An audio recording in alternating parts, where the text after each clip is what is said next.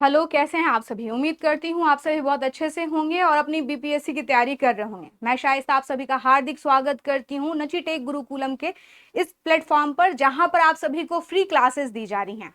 और जैसा कि आप सभी को मालूम है कि हम लोगों ने मॉडर्न इंडिया की जो क्लास है वो लगभग पूरी कंप्लीट कर ली है। और आपको मालूम है कि बिहार के एग्जामिनेशन में, खासकर अगर हम बीपीएससी की बात करें, तो वहां पर मॉडर्न इंडिया से स्टूडेंट्स बहुत सारे क्वेश्चंस आते हैं। और उसमें भी जो है राष्ट्रीय आंदोलन जो है वहां से बहुत ज्यादा क्वेश्चन आते हैं। तो इसके लिए ये जरूरी हो जाता है कि आपकी समझ बहुत अच्छी बनी रहे और आपको उसके इम्पोर्टेंट फैक्ट्स भी याद हों। तो चूंकि हम लोगों ने आपकी क्लास जो है पूरी खत्म हो चुकी है, तो मैंने सोचा कि अब एग्जामिनेशन को तो बहुत दिन है नहीं, तो क्यों ना आप लोगों का एक तरह से रिवीजन करा दिया जाए मॉडर्न इंडिया और खासकर फ्रीडम मूवमेंट का जो है उस पर जो है कुछ टेस्ट ले लिए जाए, ताकि आपका एक रिवीजन भी हो जाएगा और चीज़ें आपको क्या हो जाएंगी, आप रिकॉल करना शुरू कर देंगे अभी से, तो आपके लिए एग्जामिनेशन में भी बहुत फायदेमंद रहेगा। तो कोशिश कीजिए कि इस वीडियो को पूरा देखिए, बहुत लंबा वीडियो नहीं होने वाला है, क्योंकि ये शुरुआत है और मैं चाहूंगी कि आप लोग अधिक से अधिक इस वीडियो को देखें। अगर आप लोग अधिक से अधिक इस वीडियो को देखेंगे तो फिर हम कोशिश करेंगे कि आप लोगों से जुड़े और साथ में मिलकर जो है इस टेस्ट को लगाया जाए।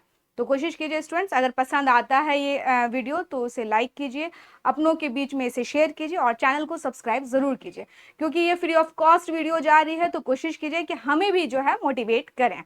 तो चलिए, जैसे मैंने बताया है कि history revision through MCQ, MCQs आपके पास होंगे, 4 ऑब्जेक्टिव्स होंगे, एक क्वेश्चन होगा, उसमें से आपको उस क्वेश्चन के आंसर देने हैं, जैसा कि बिहार में पूछा जाता है। तो देख लीजिए आप, आज किस चीज का टेस्ट है। आज टेस्ट है स्टूडेंट आपका मॉडर्न इंडिया का टेस्ट है ये। और इसमें भी हम किसके बारे में टेस्ट लेने वाले हैं, फ्रीडम मूवमेंट से, भारतीय राष्ट्रीय आंदोलन से। तो बिना वक्त गवाए हम चलते हैं। पहला जो प्रश्न है इस पे थोड़ा विचार कीजिए आप, कि भारत के विभाजन से संबंधित माउंटबेटन योजना की सरकारी तौर पर घोषणा कब हुई थी। माउंटबेटन योजना क्या थी, मैंने सारी चीजें आप लोगों को पढ़ाई हैं। तो आपसे कहा जा रहा है कि आप जो है विभाजन से संबंधित माउंटबेटन जो योजना थी, जो सॉरी, उसका सरकारी तौर पर घोषणा कब किया गया, ये आपको तिथि बतानी है। आपके पास ऑप्शन में देखिए, सारे के सारे क्या है, 1947 जो है ऑप्शन दे दिए गए हैं। डेट्स अलग दे दी गई है, 4 जून, 10 जून, 3 जुलाई और 3 जून। आपको इसमें से क्या बताना है, इसमें से ही बताना है कि माउंटबेटन योजना जो थी उसकी घोषणा जो है सरकारी तौर पर कब हुई थी स्टूडेंट।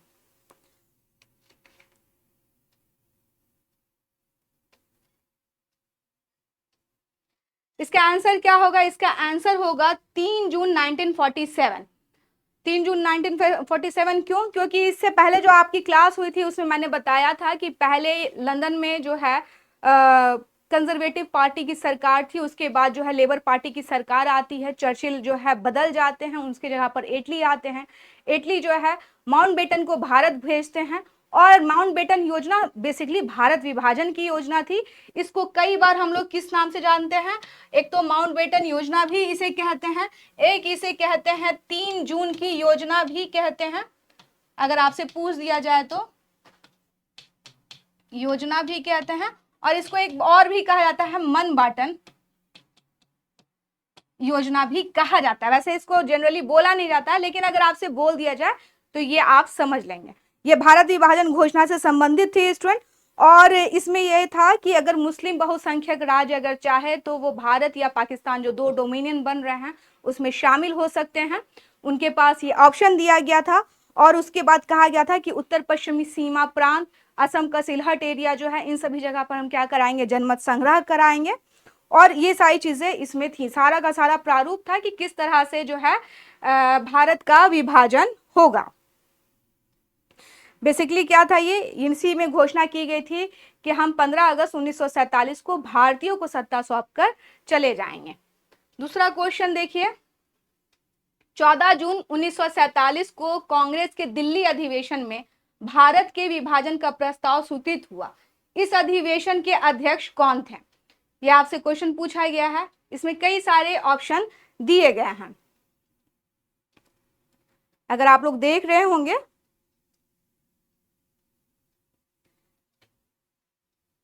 14 जून 1947 को कांग्रेस के दिल्ली अधिवेशन में भारत के विभाजन का प्रस्ताव स्वीकृत हुआ था। इस अधिवेशन के अध्यक्ष कौन थे?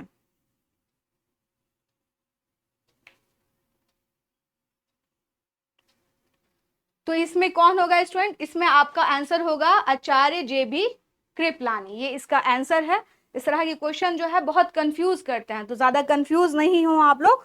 कांग्रेस महासमिति की दिल्ली में जो है बैठक हुई थी, भारत विभाजन का प्रस्ताव इसमें स्वीकृत किया गया था, और इसमें जो अध्यक्ष थे वो आचार्य JP कृपलानी जी थे, और इस प्रस्ताव को गोविंद वल्लभ पंत ने जो है, गोविंद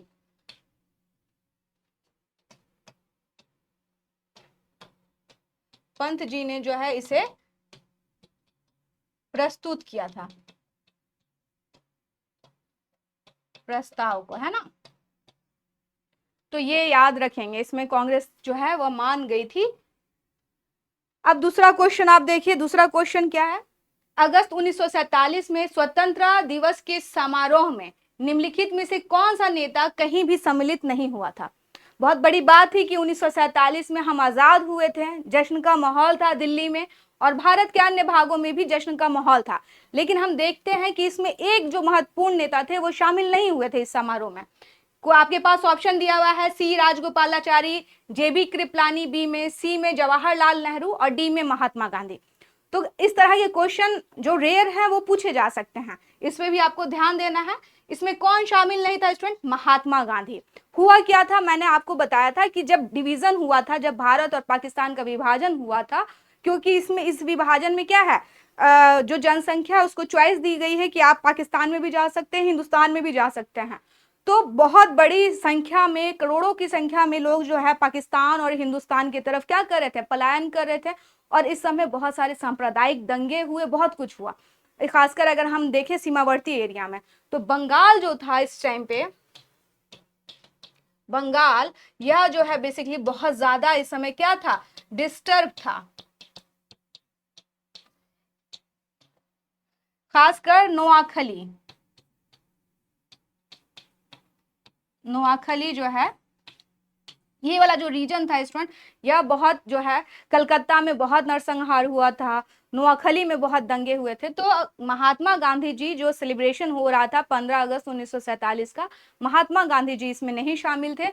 वो कहाँ गए थे? वो बंगाल गए हुए थे, नोआखली में थे, और वहां पर दंगाइयों को क्या कर रहे थे? समझा रहे थे कि आप लोग दंगा फसाद करना बंद करें। तो एक ये क्वेश्चन हुआ। चौथा क्वेश्चन देखिए, निम्नलिखित में से किस तिथि को मुस्लिम लीग ने सीधी कार्रवाई दिवस हेतु सुनिश्चित किया? डायरेक्ट एक्शन डे इसको बोला जाता है। अगर आपसे पूछ दिया जाए डायरेक्ट एक्शन डे, ये कौन मना रहा है? मुस्लिम लीग मना रहा है, यही क्वेश्चन है।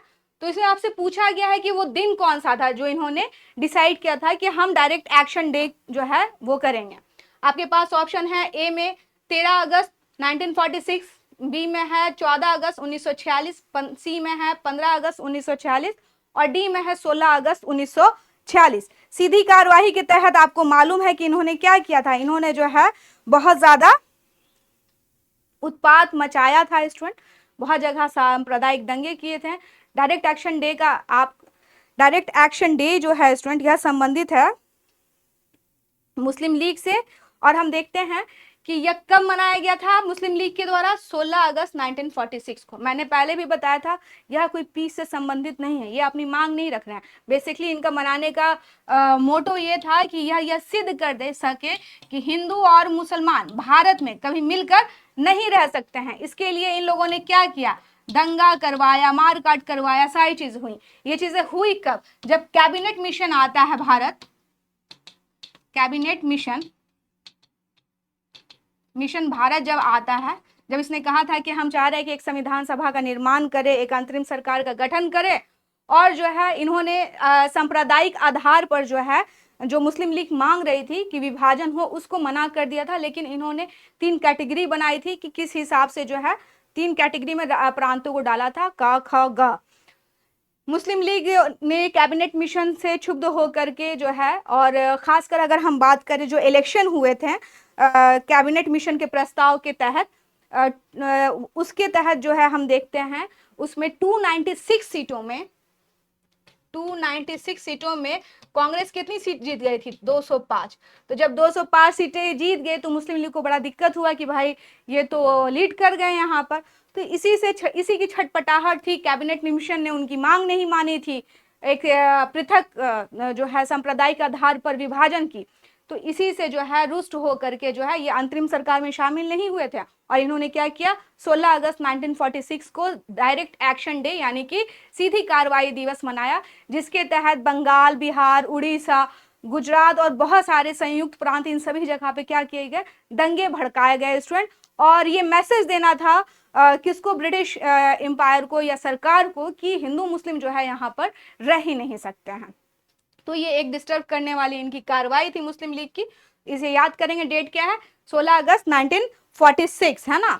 और आपको मालूम है कैबिनेट मिशन भारत कब आता है स्टूडेंट? 29 मार्च को जो है 1946 को ही वो आया था। तो ये देखिए 1946 में ही ये कार्रवाई हुई है।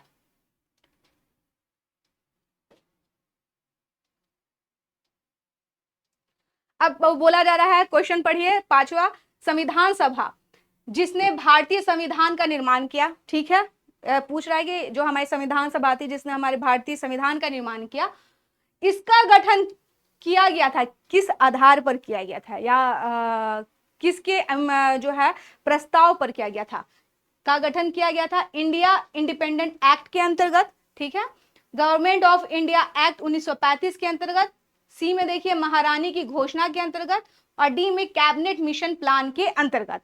तो इसमें आंसर क्या होगा? संविधान सभा जिसने भारतीय संविधान का निर्माण किया, इसका गठन किया गया था कैबिनेट मिशन प्लान के अंतर्गत। अभी मैंने आपको बताया, इनमें इन्होंने कहा था एक तो हम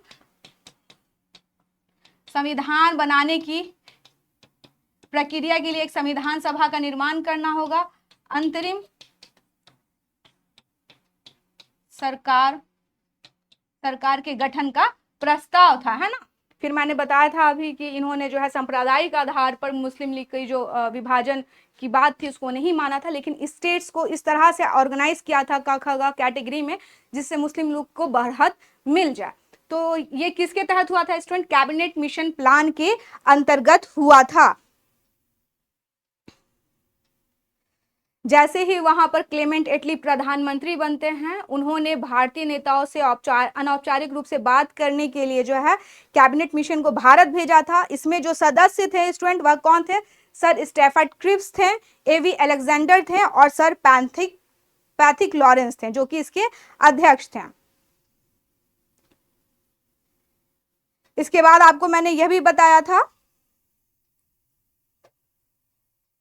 कैबिनेट मिशन के सुझाव के बाद जो है इन लोगों ने कोशिश की कि बातचीत की जाए, शिमला में भी कॉन्फ्रेंस किया, मगर बात बनी नहीं, तो इन्होंने अपने प्रस्ताव की घोषणा कर दी। 1946 में गठित, क्वेश्चन है छठा, कि 1946 में गठित अंतरिम कैबिनेट की अध्यक्षता किसने की? राजेंद्र प्रसाद, जवाहरलाल नेहरू, सरदार वल्लभ भाई पटेल, राजगोपालाचारी। तो आपसे पूछा गया है कि किसने की स्टूडेंट, तो इसमें आपका आंसर क्या होगा? जवाहरलाल नेहरू जी जो हैं उनको आमंत्रित किया था वायसराय ने कि आप आइए, क्योंकि 296 में से 205 सीटें जीत गए थे, कांग्रेस के ये अध्यक्ष थे, तो इनको आमंत्रित किया गया था और यही अंतरिम कैबिनेट की अध्यक्षता इन्होंने ही की थी। तो इसका आंसर क्या होगा? जवाहरलाल नेहरू होगा स्टूडेंट।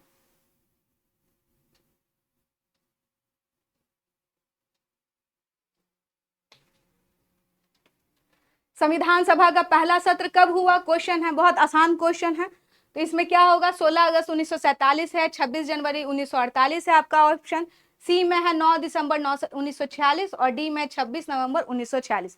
आपका आंसर क्या होगा स्टूडेंट? वेल नोन है, यह कब हुआ था? 9 दिसंबर 1946 को, जब संविधान सभा का पहला सत्र हुआ था। तो उसमें मैंने आपको बताया था कि वायसराय ने सभी को आमंत्रित किया था, जितने प्रतिनिधि इलेक्टेड हुए थे, लेकिन इसमें मुस्लिम लीग जो है शामिल नहीं हुई थी। कैबिनेट मिशन के भारत आगमन के समय भारतीय राष्ट्रीय कांग्रेस का अध्यक्ष कौन था? ये आपको बताना है कि कौन था इस समय अध्यक्ष। इस समय ए में है जवाहरलाल नेहरू, बी में है जेबी कृपलानी, सी में है मौलाना अब्दुल कलाम आजाद और डी में है सरोजनी नायडू। तो आंसर क्या होगा आप देख के बताइए, बहुत ही वेल नोन क्वेश्चन है ये। कैबिनेट मिशन के भारत आगमन के समय भारतीय राष्ट्रीय कांग्रेस का अध्यक्ष कौन था? आंसर क्या होगा आपका? इसका आंसर होगा मौलाना अब्दुल कलाम आजाद। यह सन 1940 से लेकर के 1945 तक जो है यह कांग्रेस के अध्यक्ष रहे थे, बहुत लंबे समय तक अध्यक्ष रहे थे स्टूडेंट। और इन्होंने 6 अप्रैल 1946 को जो है सर्वप्रथम कैबिनेट मिशन के सदस्यों से इन्होंने मुलाकात की थी।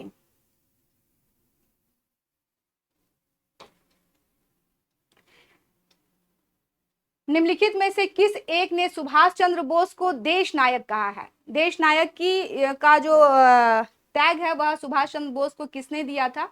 ए में है महात्मा गांधी, बी में है राम मनोहर लोहिया, सी में रविंद्रनाथ टैगोर और डी में सरदार वल्लभ भाई पटेल। आपका आंसर क्या होगा स्टूडेंट? इसका आंसर होगा रविंद्रनाथ टैगोर ने उन्हें क्या कहा था? देश नायक की उपाधि दी थी।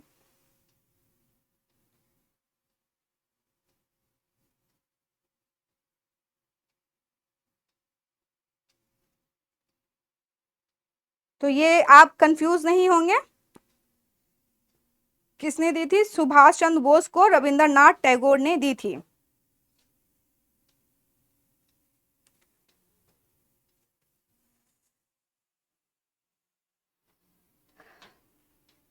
निम्नलिखित में से किसने 1945 में आजाद हिंद फौज की ओर से लाल किले के मुकदमे में पैरवी कर रहे वकीलों की अध्यक्षता की थी? लाल किले का मुकदमा मैंने आपको इसके लास्ट क्लास में ही पढ़ाया था।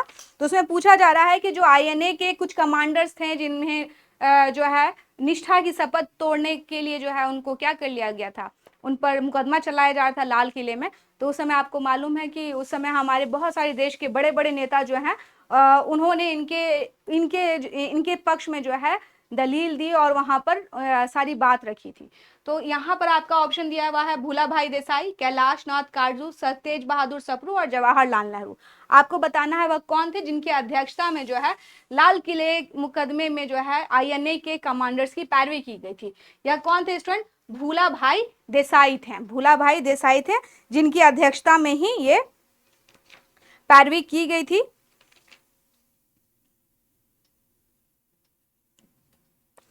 और मैंने आपको बताया था इनमें जो है गुरुबख्श सिंह, श्री प्रेम सहगल और शाहनवाज जी पर मुकदमा चलाया गया था। और बाद में जो है इस पूरे सुनवाई के बाद जो है एक छोटी सी सुनवाई होती है, उन संक्षिप्त सुनवाई के बाद इन्हें फांसी की सजा दे दी जाती है। लेकिन पूरे देश में जो है आईएनए के जो कमांडर्स हैं उनके लिए जो है प्रोटेस्ट होने लगा, कहा जाने लगा कि उन्हें छोड़ दिया जाए। तो वायसराय ने उस समय अपनी शक्ति का प्रयोग करके इस माफी की सजा को माफ कर दिया था। और मैंने आपको ये भी बताया था कि इसमें जो है भूला भाई देसाई तो थे, लेकिन उनका जो सहयोग कर रहे थे उसमें तेज बहादुर सप्रू थे, कैलाश नाथ कारजू थे, जवाहरलाल नेहरू थे।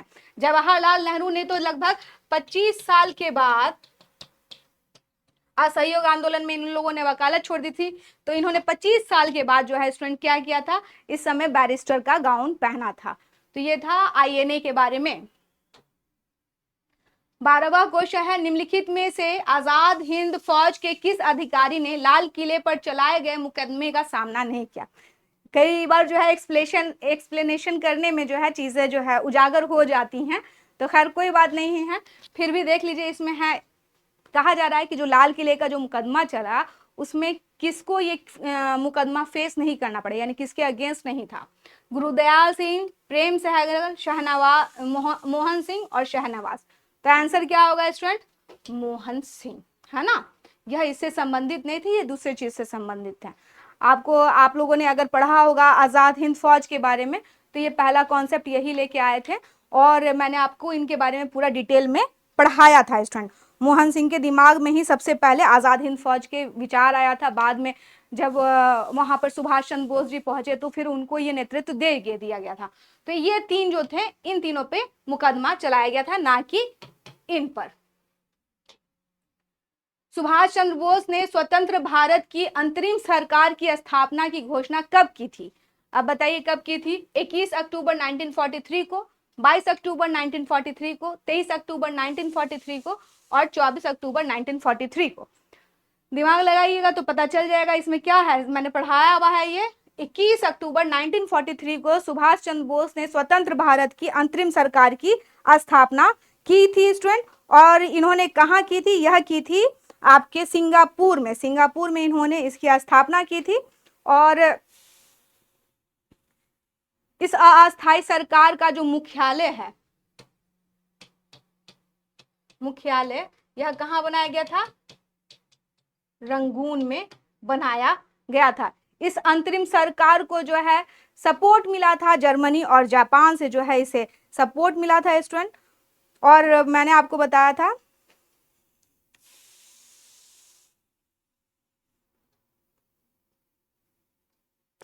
तो यही था, इसका मुख्यालय कहाँ था? रंगून में।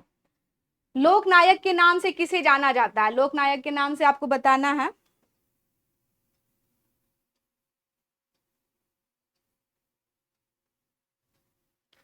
ए में महात्मा गांधी, बी में सुभाष चंद्र बोस, सी में जयप्रकाश नारायण और डी में बाल गंगाधर तिलक।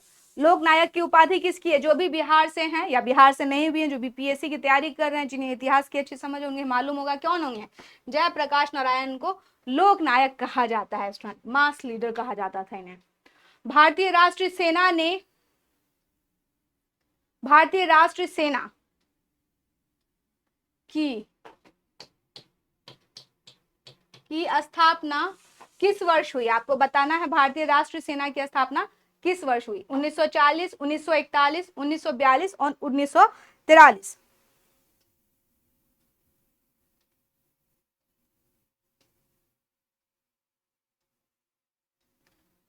इसका आंसर भारतीय राष्ट्रीय सेना की स्थापना किस वर्ष हुई? मैं चाह रही हूं कि आप लोग आंसर दें। इसका आंसर क्या होगा स्टूडेंट? 1942 को जो है इसकी स्थापना हुई थी, भारतीय राष्ट्रीय।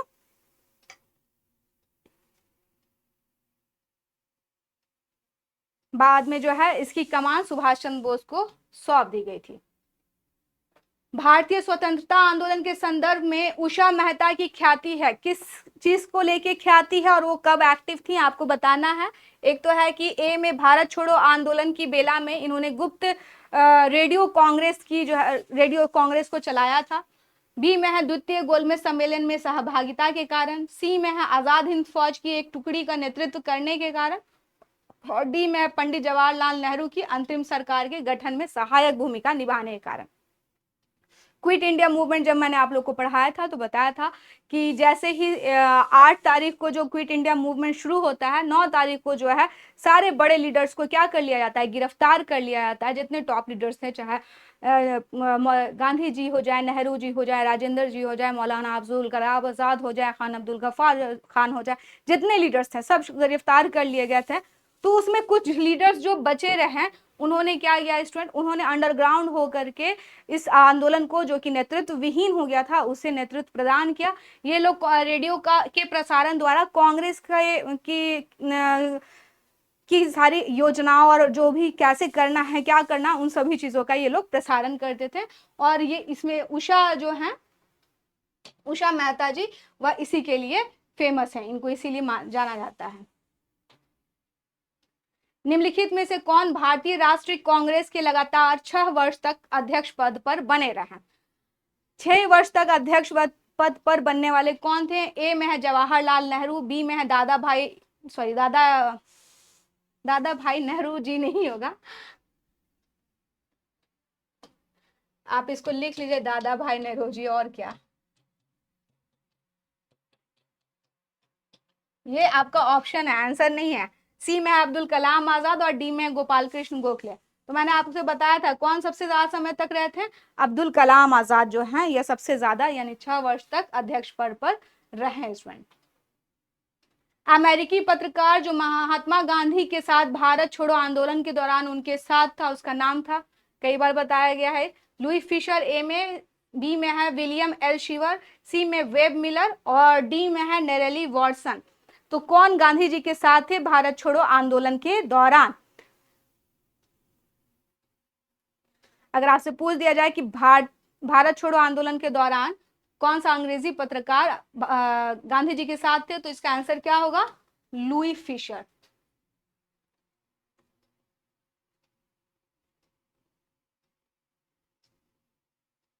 जिन्होंने उस समय की महत्वपूर्ण घटना को जो है फ्रीडम एट मिडनाइट में जो है इन्होंने लिपिबद्ध किया है स्टूडेंट। तो लुई फिशर जो थे वह गांधी जी के साथ थे। निम्नलिखित में से कौन क्रिप्स मिशन के संदर्भ में सही नहीं है? आपको बताना है कि जो क्रिप्स मिशन आया था उसके संदर्भ में क्या सही नहीं था। युद्ध समाप्त होने पर डोमेनियन दर्जा, ठीक है। बी में है संविधान सदन द्वारा निर्मित संविधान मान्य। नई कार्य परिषद की नियुक्ति जिसमें हिंदुओं एवं मुसलमानों को सम्मान नहीं होगा, समान प्रतिनिधित्व। कोई भी सूबा प्रांतीय संघ से बाहर रह सकता था। ये आपका क्वेश्चन है। आप बताइए आपको क्या लगता है कि इसमें क्या होना चाहिए?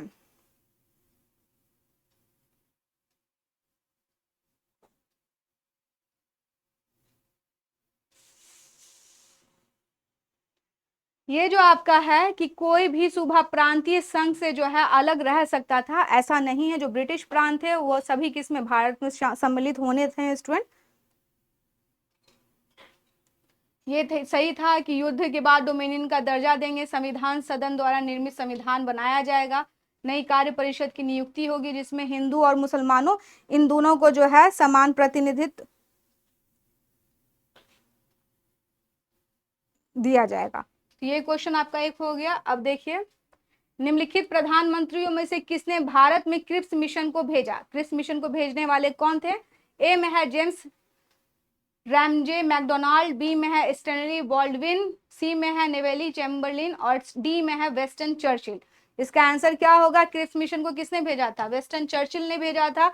क्यों? क्योंकि उनके ऊपर जो है अभी सेकेंड वर्ल्ड वार चल रहा था और पूरे दुनिया से जो है, मतलब जो भी उनके फ्रेंड्स थे और जो भी पूरे लोग थे, पूरे दुनिया का प्रेशर था कि भाई भारतीय नेताओं से बातचीत कीजिए, क्योंकि भारतीय नेता जो है वह सपोर्ट नहीं कर रहे थे सेकेंड वर्ल्ड वार में। उनकी मांग थी कि हमें पूर्ण स्वतंत्रता चाहिए और आपने हमें जो युद्ध में बिना बताए खुद से शामिल कर लिया वो गलत है।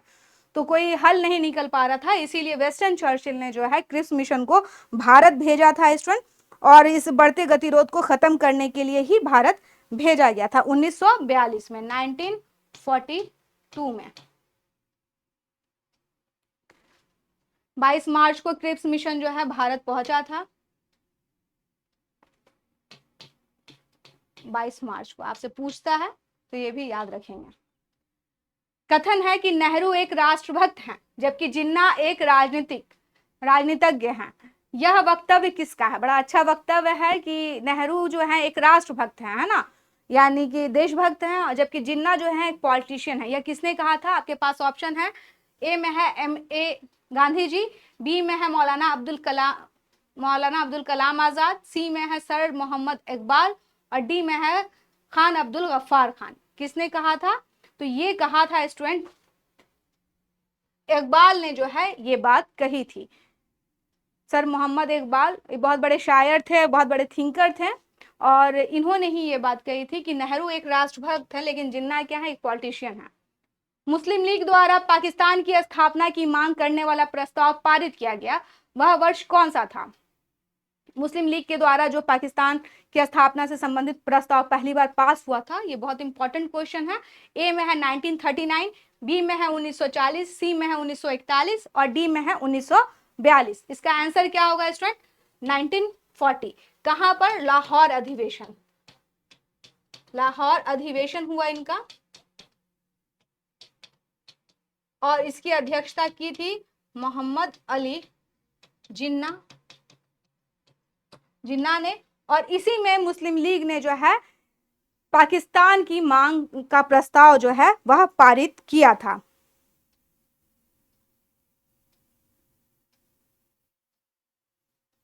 बाईस 23 मार्च को हुआ था। ये डेट याद रखेंगे, ये डेट भी 22-23 मार्च को ये कॉन्फ्रेंस हुई थी। इससे पहले ये लोग पाकिस्तान की मांग पर नहीं थे, लगातार जो है गतिरोध एक स्पष्ट इस पे नहीं आए थे, लेकिन यहाँ पर हम देखते हैं कि ये स्पष्ट होकर बोलते हैं कि भाई हमें पाकिस्तान चाहिए। लेकिन एक चीज याद रखेंगे, इस प्रस्ताव में पाकिस्तान का शब्द का जिक्र नहीं किया गया था, ठीक है। वह कौन थी जब मुस्लिम लीग ने पाकिस्तान, नहीं वह कौन नहीं थी, वह कौन सा दिन था, दिन था जब मुस्लिम लीग ने पाकिस्तान दिवस मनाया था, बताइए कौन सा दिन था। 25 अप्रैल 1920, 5 फरवरी 1922, 14 जुलाई 1922, 22 करें 42, और डी में है 23 मार्च 1943। तो इनसे पूछा जा रहा है कि मुस्लिम लीग ने पाकिस्तान दिवस जो है कब मनाया। इंपॉर्टेंट क्वेश्चन है, देख लीजिए आप, इंपॉर्टेंट क्वेश्चन है काफी। तो पाकिस्तान दिवस कब मनाया था ये आपको बताना है।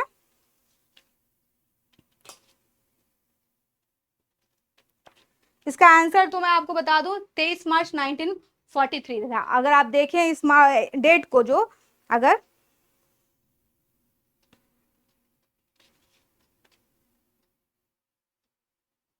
या भारत छोड़ो आंदोलन के बाद ही हम देख रहे हैं हो रहा है, और इस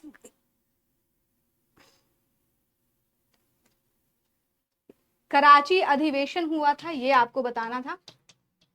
कराची अधिवेशन कहाँ हुआ था, 23 मार्च 1943 को। इसी में इन लोगों ने क्या कहा था, इन्होंने कहा था कि विभाजन करो और छोड़ दो, है ना, विभाजन करो और छोड़ दो,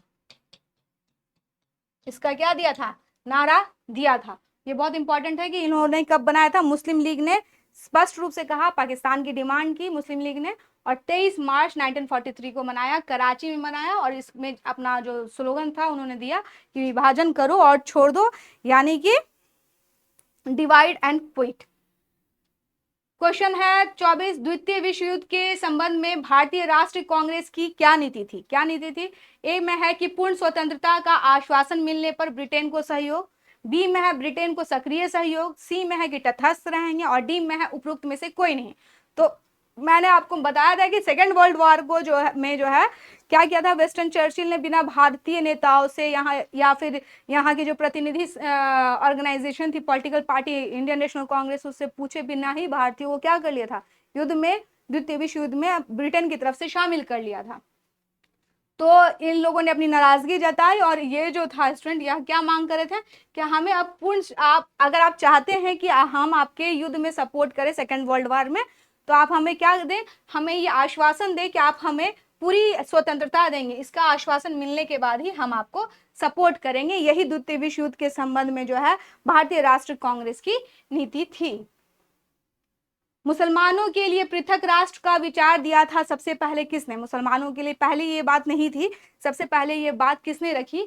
ए में है मोहम्मद अली जिन्ना ने, बी में सर सैयद अहमद खान ने, सी में है सर मोहम्मद इकबाल ने, और डी में है लियाकत अली ने। तो इसका आंसर क्या होगा स्टूडेंट, सर मोहम्मद इकबाल ने जो है ये बात कही थी 1930 में। उन्होंने कहा था कि मुझे लगता है कि जो उत्तर पश्चिमी सीमा प्रांत है उसके जो मुस्लिम बहुल इलाके हैं उनको मिला करके ही मुसलमानों के लिए जो है एक स्टेट बने तो बेहतर है, और मुझे ये लास्ट नियति प्रतीत हो रही है। तो ये सर मोहम्मद इकबाल थे जो इन्होंने पहली बार ये बात बोली थी। 26वां क्वेश्चन देखिए, हरिपुरा जहां भारतीय राष्ट्रीय कांग्रेस का वार्षिक अधिवेशन 1938 में सुभाष चंद्र बोस जी की अध्यक्षता में हुआ था, वह निम्नलिखित में से किस राज्य में स्थित है। आपको मालूम है हरिपुरा त्रिपुरी संकट कहते हैं, उससे पहले हरिपुरा हुआ है स्टूडेंट 1938 में। तो आपसे पूछा जा रहा है कि ये हरिपुरा कहाँ था। कई बार ये क्वेश्चन आता है और कई बार स्टूडेंट इससे क्या हो जाते हैं, कंफ्यूज हो जाते हैं कि ये था कहाँ। हरिपुरा था स्टूडेंट आपका गुजरात में, है ना। इसमें सुभाष चंद्र बोस जो है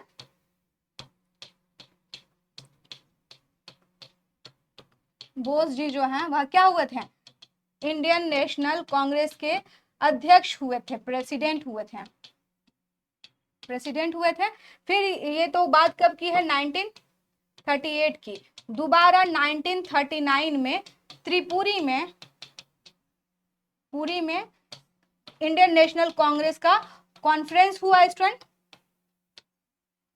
और त्रिपुरी कहाँ है, यह है मध्य प्रदेश, मध्य प्रदेश में, ये याद रखेंगे।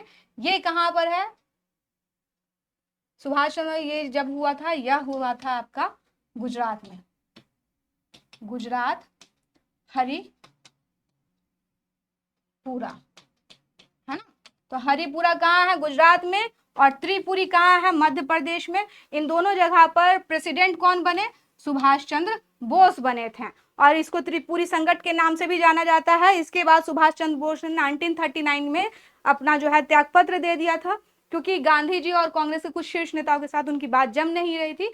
और फिर इन्होंने क्या किया था, अभी शायद वो क्वेश्चन आ जाए तो अभी नहीं डिस्कस करेंगे, बाद में करते हैं। 1937 के चुनाव में कांग्रेस द्वारा बहुमत प्राप्त प्रांतों की संख्या कितनी थी? अच्छा क्वेश्चन है, देख लीजिए। 1937 में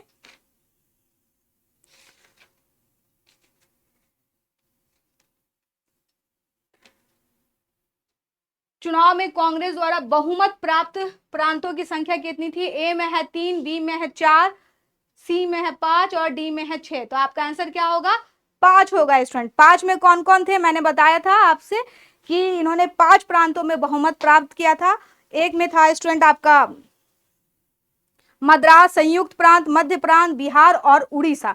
इन सभी जगहों पर जो है इन्होंने प्राप्त किया था।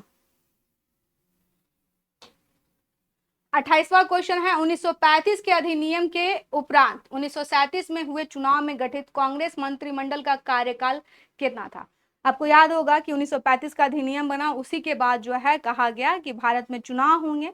और भारत में जो चुनाव हुए उसमें अंतरिम मंत्रिमंडल जो बना, कांग्रेस का मंत्रिमंडल बना, उसका कार्यकाल कितने महीने का था? इंपॉर्टेंट क्वेश्चन है। ए में है 20 माह, बी में है 22 माह, सी में है 24 माह और डी में 28 माह। क्या होगा? 28 माह। 28 माह के बाद कांग्रेस की जितने भी स्टेट में क्या थी, सरकार थी, उन्होंने मंत्रिमंडल से त्यागपत्र दे दिया था। क्यों? क्योंकि सेकेंड वर्ल्ड वॉर हो गया था।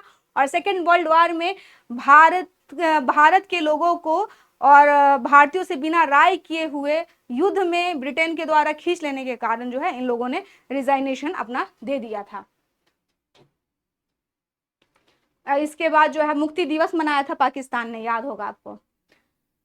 29वां क्वेश्चन है, वर्ष 1934 में पटना में अखिल भारतीय कांग्रेस समाजवादी पार्टी का संयोजक कौन था? क्वेश्चन देख लीजिए आप लोग एक बारी फिर से। वर्ष 1934 में पटना में अखिल भारतीय कांग्रेस समाजवादी पार्टी का संयोजक कौन था? ये आपके ऑप्शन है स्टूडेंट।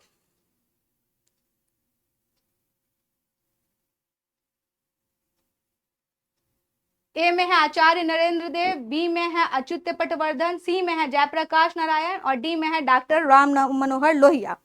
तो इस समय हम देखते हैं, इस समय पार्टी के संयोजक थे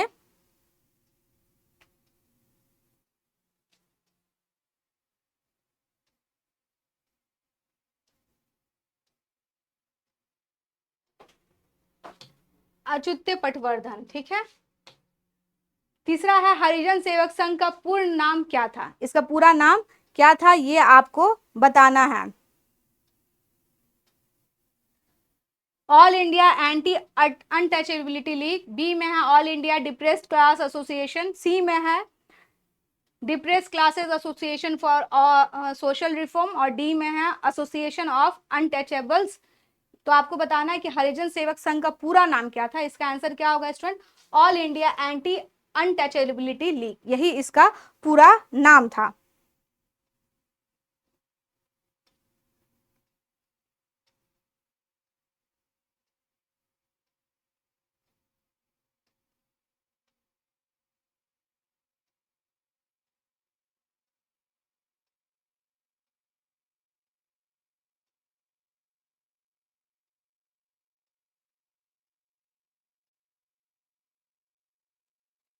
इसका क्या होगा? All India anti untouchability league होगा, है ना। तो ये आपके 30 क्वेश्चन हम लोगों ने आज डिस्कस किए हैं, जो कि आपके बीपीएससी के एग्जामिनेशन को ध्यान में रख करके किए गए थे।